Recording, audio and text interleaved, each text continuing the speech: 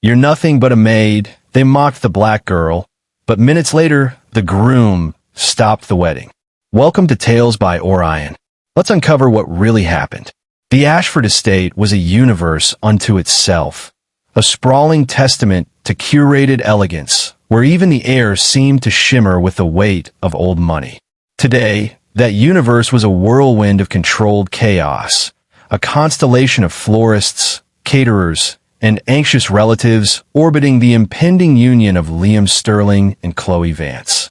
And in the quiet, gravitational center of it all, moving with a grace that rendered her nearly invisible, was Amara. She was a temporary fixture, a name on a list provided by a staffing agency, assigned to the periphery of the celebration. Her role was simple: to polish, to tidy, to erase any sign of imperfection before it could be perceived, to exist without being seen. She moved through the grand halls not like a servant, but like a ghost with a duster, her presence marked only by the renewed gleam on a silver candelabra or the perfect alignment of a misplaced champagne flute. While others buzzed with frantic energy, Amara was an island of calm. Her movements were economical and serene, each one imbued with a quiet purpose that went beyond the meager hourly wage she was earning. This job, like the ones before it, was a stepping stone, a small, solid piece of ground on the long path toward a future she clung to with fierce, private hope. It was for her grandmother, for the medication that cost more than their rent, for the possibility of a life where the fear of the next bill didn't sit like a physical weight in her chest. She paused before a towering floral arrangement of white peonies and eucalyptus, its fragrance a heavy, sweet cloud in the air. A single peony had begun to droop, its head bowed in premature defeat. With a touch as light as a breath, Amara gently adjusted the stem, coaxing it back into the vibrant society of its peers. It was a small, meaningless act in the grand scheme of the day, a detail no one would ever notice. But for Amara, it was everything. It was a refusal to let even the smallest thing be overlooked, a quiet rebellion against the carelessness of the world. Her focus was a shield, protecting her from the casual condescension and the fleeting, dismissive glances that were part of the uniform. She heard the laughter, the brittle, excited chatter of the bridal party in a nearby suite, but it was just noise, the soundtrack to her labor. She was in their world, but not of it, a fact that had never bothered her. She had her own world, a place built of resilience and memory, and it was more real and far more precious than all the gilded splendor of the Ashford estate. The air in the bridal suite was thick with hairspray and a rising tide of panic. Chloe Vance, soon to be Sterling, stood in a cloud of white silk, her face a mask of beautiful frustration. Her mother, Beatrice, a woman whose posture was as rigid as her social standards, fluttered around her, her voice a sharp, anxious hum. The source of the crisis was a small, metallic object, the something borrowed. It was a vintage silver locket, meant to be the final, perfect touch, and it was missing. They appended silk purses and designer bags, their movements growing increasingly frantic. Beatrice's carefully painted face was beginning to crack with irritation. It was in this moment of high-strung drama that her eyes landed on Amara, who was in the adjoining sitting area, meticulously polishing a collection of crystal glasses, her reflection moving rhythmically across their brilliant surfaces. Amara was focused. Her world shrunk to the soft cloth in her hand and the satisfying squeak of clean glass. She was so absorbed, she didn't immediately notice the two women bearing down on her. "What are you doing just standing there?" Beatrice snapped, her voice cutting through Amara's concentration. Amara straightened up, her expression calm, her hand still. "I'm sorry, ma'am. Is there something you need?" Chloe, raw with stress and spoiling for a target, stepped forward. Her eyes, the color of a stormy sea, swept over Amara's simple black uniform, her neat hair, her unassuming presence. A cruel, dismissive smirk touched her lips. "We're looking for something important, something you wouldn't understand the value of." Amara's gaze remained steady, betraying none of the sting she felt. "I hope you find it," she said, her voice soft but clear. The simple sincerity seemed to enrage Chloe further. "Oh, save it," the bride scoffed, waving a dismissive hand. "What are you even looking at? Get back to work. You're nothing but a maid." The words hung in the air, sharp and ugly. They were designed to diminish, to put Amara firmly in a place Chloe had assigned to her. For a heartbeat, the world seemed to tilt. Amara felt a familiar heat rise in her cheeks, a flush of humiliation she had learned long ago to swallow down. She could feel the stares of the other bridesmaids, a mixture of pity and discomfort. But then, she did what she always did. She gathered her dignity around her like a well-worn coat, a shield they could never penetrate. She gave a small, crisp nod. "Of course," she said, and turned back to her work. Her movements just as deliberate, just as graceful as before, as if the venomous words had been nothing more than a passing breeze.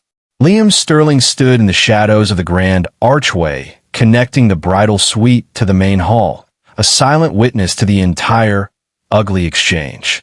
He had come to see Chloe, to offer a moment of calm before the ceremony, but had stopped short, arrested by the scene unfolding before him. He saw the panic, the misplaced locket, and then he saw the casual, thoughtless cruelty directed at the young woman in the black uniform. He watched his fiancée, the woman he was about to promise his life to, wield her frustration like a weapon against someone whose only crime was to be present. And he felt a profound and unsettling sense of dissonance. It wasn't just the words themselves, but the sneering satisfaction with which Chloe had delivered them. But what held his attention, what truly captivated him, was not his bride's outburst, but the maid's reaction. He watched Amara absorb the insult, saw the flicker of pain in her eyes that she so quickly concealed. He saw her straighten her spine, a subtle, powerful gesture of self-possession. There was no retort, no defensive anger, no crumbling submission. There was only a quiet, unassailable dignity. It was as if she stood within a fortress of her own making, impervious to the petty arrows slung from the outside. A strange feeling washed over Liam, a sense of familiarity that he couldn't quite place. He had seen her before. He was almost certain of it. It wasn't just a fleeting glance in the hallway. It was something deeper, a ghost of a memory from a time long past. He looked from Chloe's flushed, angry face to Amara's serene back as she resumed her polishing, her reflection a steady, unbroken rhythm in the glass. A chasm seemed to open between the two women in that moment, a vast expanse defined by character. On one side was the brittle, anxious world of his fiancée, and on the other, a world of quiet strength he found himself inexplicably drawn to. The seed of doubt, small and almost imperceptible, had been planted. He saw the way Chloe glanced at her mother, a shared look of smug justification passing between them, and the seed began to sprout. He remained in the archway, hidden in the dim light. Long after Chloe and Beatrice had returned to their search, his gaze fixed on the young woman who had just been dismissed as nothing, yet who had, in her silent response, shown him something of immense and profound worth. The final preparations were a blur of hushed commands and rustling fabric. Amara was given one last task, a final sweep of the grand ceremony hall, to ensure every candle was lit, every petal in place. The guests had not yet been seated, and the vast room was empty, held in a state of suspended animation. The air was cool and smelled of wax and lilies. As she walked slowly down the long, carpeted aisle, the estate's resident organist, a man with wispy white hair, began to practice, his fingers moving across the keys of the colossal pipe organ. A series of chords filled the space, and then a simple, haunting melody drifted out. It was a tune that was both melancholic and hopeful, a little folk-like lullaby that felt ancient and deeply personal. The music stopped Amara in her tracks. The soft cloth she was carrying slipped from her fingers and fell silently to the floor. The melody wasn't just a melody. It was a key. It unlocked a door in her mind that had been closed for 2 decades, and a memory, vibrant and visceral, rushed in. She was a little girl again, no older than 7, in the worn-out playground of Elmwood Park. The sun was hot on her pigtails. A boy, a little older, with rich parents and a fancy jacket, had fallen from the monkey bars. His name was Liam. He was crying, a deep, shuddering sob of pain and shock, his knee a mess of blood and gravel. His mother was across the park, talking with other parents, and hadn't seen him fall. Little Amara, who had been taught by her grandmother that kindness was a currency everyone possessed, had walked over to him. She didn't have a bandage, but she had a song. It was a silly, simple tune her own mother used to sing to her, a song about a little bird with a broken wing who learned to fly again. The same tune now echoing through the cavernous hall. Standing there in the aisle, Amara unconsciously began to hum along, her voice a barely audible whisper. The memory was so clear, she could almost smell the dusty summer air of the park, feel the sting of sympathy for the crying boy. She remembered him finally quieting, his tear-streaked face looking at her with wide, grateful eyes. He had told her it was his mother's song, too, though he couldn't remember all the words. It was their secret, a shared moment of childhood solace, long since buried by the years. The organist finished the phrase and fell silent, and Amara was once again standing in the Ashford estate, a woman grown, her heart aching with the bittersweet weight of a forgotten kindness. A triumphant cry emerged from the bridal suite. I found it. It was in my evening bag the whole time. Chloe swept back into the sitting area, the silver locket dangling from her fingers. She held it up for all to see, a triumphant glint in her eye, as if she had not just misplaced it, but single-handedly rescued it from a dragon's lair. Liam had finally stepped out of the archway, his face a carefully composed mask that hid his earlier turmoil. There it is, he said, his voice even. I'm glad you found it. Chloe beamed, fastening the delicate chain around her neck. It would have been a disaster. It's my something borrowed, after all. She turned to him, her good mood restored, ready for his admiration. Isn't it beautiful? It was my grandmother's. She wore it on her wedding day. Liam stepped closer, his gaze not on Chloe, but on the locket itself. He reached out, his fingers gently touching the cool metal. He turned it over. The design was intricate, a swirling pattern of ivy leaves etched into the silver. It was old, clearly, but something about Chloe's story felt wrong. It was a performance, a line delivered a little too perfectly. Your grandmother's? He asked, his tone deceptively casual. You never mentioned it before. A flicker of panic crossed Chloe's face before she smoothed it over with a laugh. Oh, you know how I am. I probably forgot. Mother just reminded me of the story this morning. It's been in the family for ages. Liam's eyes narrowed slightly. He traced the outline of a tiny, almost invisible scratch near the clasp. There was a pull in his mind, a sense of a story that didn't align, a piece of a puzzle that had been forced into the wrong place. The image of Amara's quiet dignity flashed in his mind, and then the image of Chloe's casual cruelty. He was beginning to see two different worlds, and he was standing on the fault line between them. He let the locket drop back against Chloe's skin. It's lovely, he said, but the words were hollow, a courtesy devoid of warmth. He was a man known for his intuition, a gut feeling that had served him well in his business dealings. And right now, his intuition was screaming that the locket, the symbol of history and love resting on his fiancée's chest, was built on a foundation of lies. He just didn't know how deep they went.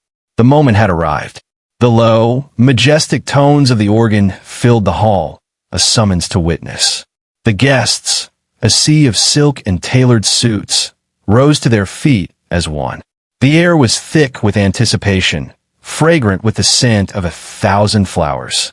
Liam stood at the altar, a perfect picture of a groom, his posture impeccable, his expression unreadable.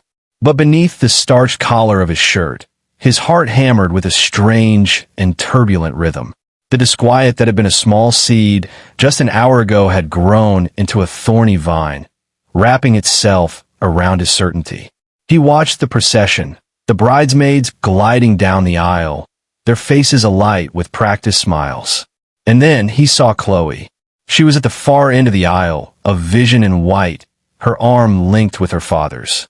She was radiant, ethereal, the bride every guest had expected to see. But as she began her slow, deliberate walk toward him, the organist shifted the music. The introductory fanfare receded, and a new theme emerged, woven seamlessly into the processional march. It was the melody, the simple, haunting lullaby from the park. The song he had heard the organist practicing earlier. The song that had stirred something deep within him. Liam's breath caught in his throat. It was no longer just a pretty tune. It was a memory, sharp and sudden, breaking through the fog of 20 years. He saw a scraped knee, tasted the coppery tang of his own blood, felt the sting of hot tears. And he saw a little girl's face, serious and kind, and heard her singing to him. He remembered the locket, not his grandmother's, but his mother's, a gift she had given to that little girl as a thank you. His eyes widened, a dawning horror and understanding warring on his face. He looked at Chloe, now halfway down the aisle, smiling at him, wearing a lie around her neck. His gaze lifted, sweeping over the assembled guests, past the faces of friends and family, searching, desperately searching the back of the room, near the large oak doors where the staff stood in respectful shadow. He was looking for a ghost, for a piece of his past, for the keeper of a truth he had long since forgotten. Chloe arrived at the altar, her smile as bright and flawless as the diamond on her finger. She placed her hand in Liam's, her touch cool. He barely registered it. His mind was a maelstrom, the gentle melody from the organ clashing with the ugly words he'd heard in the bridal suite. The officiant, a kind-faced man with a warm voice, smiled at the couple. "Dearly beloved," he began, "we are gathered here today in the sight of God and this company to join together this man and this woman in holy matrimony." The words washed over Liam, feeling distant and surreal. The officiant turned to him. "Liam Sterling, do you take this woman, Chloe Vance, to be your lawfully wedded wife, to have and to hold, from this day forward, for better, for worse, for richer, for poorer, in sickness and in health, to love and to cherish, until death do you part?" The entire room held its breath. This was the moment, the culmination of months of planning, of a lifetime of expectation. A silence stretched, thick and heavy. Chloe looked at him, her smile faltering slightly, a question in her eyes. Liam opened his mouth, but no sound came out. He looked from Chloe's expectant face to the silver locket resting on her chest. Then his eyes found what they were searching for. At the very back of the hall, standing by the door, ready to slip away unnoticed, was Amara. Her face was a mask of professional neutrality, but in her eyes, he saw a universe of emotion, shock, confusion, and a deep, resonant sadness. Their gazes locked across the vast expanse of the room, a silent, powerful connection that transcended the ceremony. In that instant, everything became clear. He raised his hand, a quiet, firm gesture that cut through the officiant's expectant pause. "Stop," Liam said. His voice was not loud, but it carried the weight of absolute authority, slicing through the hallowed silence. "Please, just stop." A collective gasp rippled through the guests. 100 faces turned from stunned to bewildered. Chloe's face went white with shock and humiliation. "Liam," she hissed, her voice a furious whisper. "What are you doing? Everyone is watching." He didn't look at her. He couldn't. His gaze was fixed on Amara, who stood frozen at the back of the room, a forgotten girl suddenly thrust into the center of a world that had tried so hard to erase her. The silence in the hall was no longer reverent. It was a living, breathing thing, thick with confusion and scandal. The guests whispered amongst themselves, their faces a gallery of disbelief. Beatrice Vance looked as if she might faint, her hand clutching her pearls. Liam finally tore his gaze away from Amara and turned to face Chloe. He looked at her not with the love of a groom, but with the cold clarity of a stranger. "That locket," he said, his voice low but carrying to every corner of the room, each word precisely placed. "Tell me again where you got it." Chloe stammered, her composure shattering. "I told you. It was my grandmother's. It's a family heirloom." Her voice was thin, unconvincing even to herself. Liam shook his head slowly, a deep, profound sadness in his eyes. "No," he said, the single word of final judgment. It wasn't. He paused, letting the weight of his contradiction settle over the room before he delivered the final, devastating blow. He turned his head slightly, his voice softening as if speaking to someone far away, yet ensuring everyone could hear. My mother, he began, owned a locket just like that. She was a woman who believed kindness should always be rewarded. 20 years ago, in Elmwood Park, a little boy fell and hurt himself badly. He was crying, and a little girl he didn't even know came and sat with him. She sang him a song to make him feel better. A song his own mother used to sing to him. A song he had almost forgotten. He paused again, and his eyes found Amara's once more. The accusation and coldness in his tone melted away, replaced by something else. Wonder, regret, and a dawning recognition that felt like coming home. My mother was so touched by that little girl's kindness that she took off her own silver locket and gave it to her. A thank you for a simple, profound act of compassion. He held Amara's gaze, his voice now dropping to an intimate, questioning murmur that somehow felt louder than a shout. That little boy was me, he said softly. And that little girl, that was you, wasn't it? Every head in the grand hall swiveled as one, 100 pairs of eyes turning to the back of the room, to the young woman in the simple black uniform. Amara stood pinned by their collective stare, the blood draining from her face. She felt stripped bare, a private, cherished memory suddenly laid out for public consumption. She wanted to run, to disappear back into the invisibility that had always been her shield, but her feet were rooted to the floor. Under the immense pressure of Liam's gentle, questioning gaze, she could only manage a small, almost imperceptible nod. A wave of murmurs swept through the crowd. The truth, now set in motion, began to unravel with brutal speed. Chloe, cornered and exposed, started to cry, not tears of remorse, but of pure, humiliated rage. It's not true, she sobbed. He's making it up. But her denial was weak, pathetic. Beatrice rushed to her side. This is absurd. An attack on my daughter's character by some staff member's fantasy. But Liam was resolute. He turned to a stunned but composed older man in the front row, his father. Dad, do you remember the pawn shop on 2nd Avenue? The one we used to pass on the way to the old office? The one that specialized in vintage jewelry? Mr. Sterling's eyes widened in comprehension. Liam didn't need to say another word. The story hung in the air, piecing itself together in the minds of the guests. Chloe, desperate for a something borrowed, with a compelling story to impress Liam's family, had bought the locket from that very pawn shop just last week. She had invented the tale about her grandmother, never imagining its true history would be standing in the same room. And the most damning piece of the puzzle fell into place with sickening irony. The pawn shop was the same one Amara's family had been forced to use years ago, when her grandmother's medical bills became insurmountable. The silver locket, the only tangible piece of that precious memory, the reward for a childhood act of pure kindness, was the one valuable thing Amara had possessed. She had sold it to pay for a month's worth of medicine. The mockery Amara had endured earlier was suddenly recast in a horrific new light. Chloe, wearing a stolen piece of Amara's past, a symbol of her profound integrity, had looked down on her and called her nothing but a maid. The cruelty was no longer just casual, it was cosmic. The beautiful illusion of the day had been irrevocably shattered. There was no recovery from a truth so stark, so damning. Liam looked at the woman he had almost married, and he saw a complete stranger, a person whose character was as hollow as the story she had fabricated. With a quiet, final resolve, he turned back to the officiant. "I'm sorry," he said, his voice ringing with sincerity. "I'm sorry to you and all of our guests for this, but there will be no wedding today." He didn't offer Chloe another glance.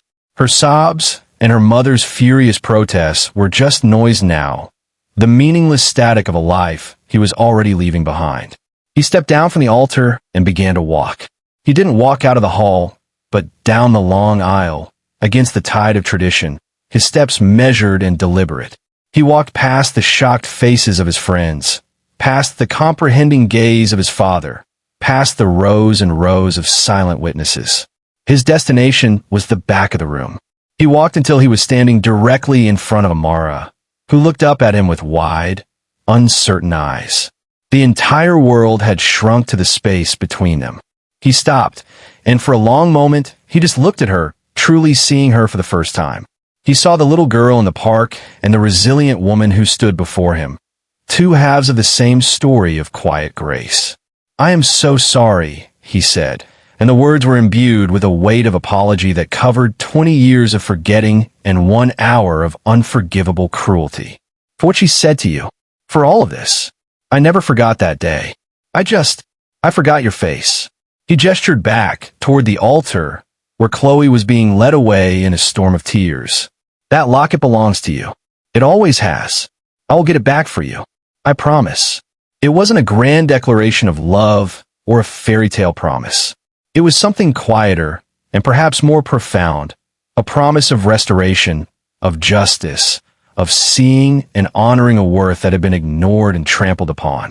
The true value, he now understood, was never in the silver of the locket, but in the character of the person who had first earned it.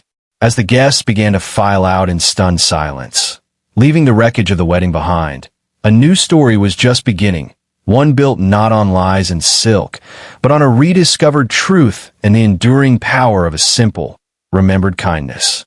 What is true worth? Is it measured in the weight of gold, the prestige of a family name, or the opulence of a celebration?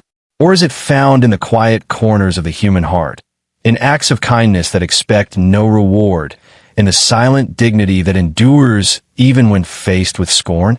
Amara's story is not just about a wedding that was stopped.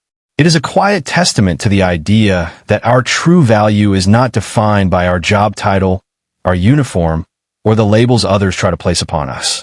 For a brief moment, she was seen as nothing but a maid, a label meant to erase her humanity and confine her to a role. But her character, forged in quiet integrity and a history of selfless care, was a treasure far greater than any heirloom. It was a truth that could not remain hidden, a light that eventually, against all odds, broke through the darkness of prejudice and deceit. Liam, in stopping the ceremony, wasn't just rejecting a lie. He was choosing a truth. He was choosing to see beyond the surface, to recognize the profound substance of a person who had been rendered invisible by the very society that claimed to value heritage and honor. He was reminded that the most important legacies we inherit are not objects, but lessons in compassion, and the most valuable connections we have are those built on genuine human decency. How often do we walk past the Amaras of our own world? The quiet, unassuming people who hold our communities together with their unseen labor and their silent strength. How often do we judge a person's worth by their status, rather than their substance? Her story gently urges us to look closer, to listen more carefully, to see the person behind the uniform, and to recognize the profound, often hidden, value within every individual. For true worth, like a deeply held memory or a simple act of kindness, has a power all its own. It doesn't need to be loud or celebrated. It simply needs to be seen. And once it is seen, it has the power to change everything.